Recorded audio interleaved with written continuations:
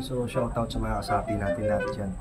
Bibigyan ko kayo ng importanteng guide para sa mga gumagawa ng load at sa mga baguhan dyan na gustong gumawa ng load, may idea kayo.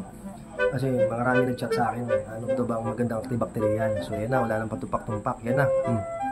Luzin 3 or Sulfacluzin. Ito yung alternate ng ESB. Yan sila lahat, ESB. Yan yung Cosumix, itong Luzin 3. Luzin 3, ito lang yung brand name niya. Pero before, ESB 3 yan. Sulfacluzin, ESB 3. Ito naging Luzin 3 lang. Brand name lang yan. Yung content nito, halos parehas din. So para maintindihan nyo sa tatlo na yan, yung common dyan na mayroon na substance na pinapakinabangan na gagamba mo dyan, yung sulfa, sodium. Or dito sa mga ESB, sulfacluzin. Sa isa naman sa Cosumix, sulfapyridoxine. Pero sulfa pa rin yung sodium na kailangan nyo dun.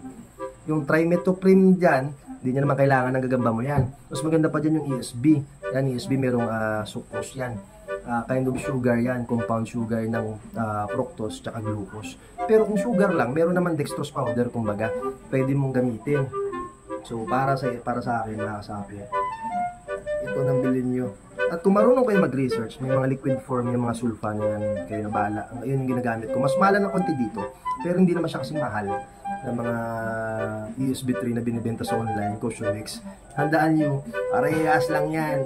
Kung ako sa inyo, idagdag nyo yung quality ng magandang klaseng stimulant, or kung yung sa steroid nyo, yung quality talaga yung ginagamit ng mga athletes na malupitang steroid. Hindi ko na sasabihin, pero mag-research na lang kayo. Orderin nyo online, dinideliver yan, siniship yan to online. Pwede kayo maghanap dyan. And then, yan, kung kayo bumili ng Cosumix na napakamahal, parehas lang yun. Kay pabudol. Kaya ba kasi, kung nawala yung USB 3, yung ibang dating gumagamit ng Cosumix, alam nila maganda talaga yung Cosumix. Hindi. Parehas lang yan. May substance lang talaga dyan na pinapakinabangan ng gagamba mo. Yung iba dyan, wala na yan. Magkakatalo na lang kayo sa serving. Kasi kung mapapansin nyo kagaya nito, mayroon siyang 300 mg per gram of Luzin 3P. May 300 mg siya ng sulfa. Sodium monohydrate, simplest form. Mono. Yan. Para mag-gets nyo. So, i-research nyo lang, marami pa kayo matututunan dyan. Na kahit wala yung mga yan, meron kayong pwede pang alternate. Kasi madami. Pero kung ako sa inyo, kung hindi pa naman kayo maalam, ito, Luzin 3 or Sulfacluzin. Parehas lang ng ESB. Ang wala lang dito sucrose, pwede mong palitan ng dextrose powder yun. Kaya huwag kayong bumili ng mahal. Kasi mga binibenta nila yan, galing lang yan sa mga Asian country. Like meron yun sa mga Hong Kong, Singapore, yung mga Cosumix o ESB 3 na yan.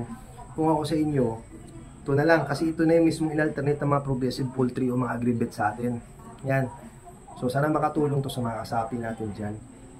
Kung marunong kayo talaga tumingin, mas sa mga newbie dyan, pagtuunan nyo ng pansin yung pag-aalaga, pagpili ng quality ng gagamba, pag-asikaso, lahat yan. Yun yung importante. Kasi pwede naman din kayo bumili ng load. Mura lang naman ng load din. Konti lang naman yung gagamitin nyo. Kung gusto nyo naman gumawa, sabi ko nga sa inyo, itong guide na to, para to sa mga aspiring na gumagawa ng load dyan, para hindi kayo madismaya. Kasi isang timpla nyo lang, magkano yung Cosumix ang binibenta dun?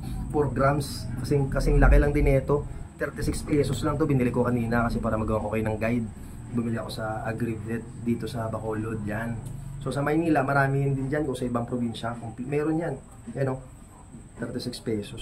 Imagine, sa 500 pesos na ibibili mo ng kasing laki lang yun nito, makakabili ka na ng ilang piraso nito, makabili mo pa ibang sangkap ng load mo. So yun lang mga kasapi, good vibes lang sana makatulong.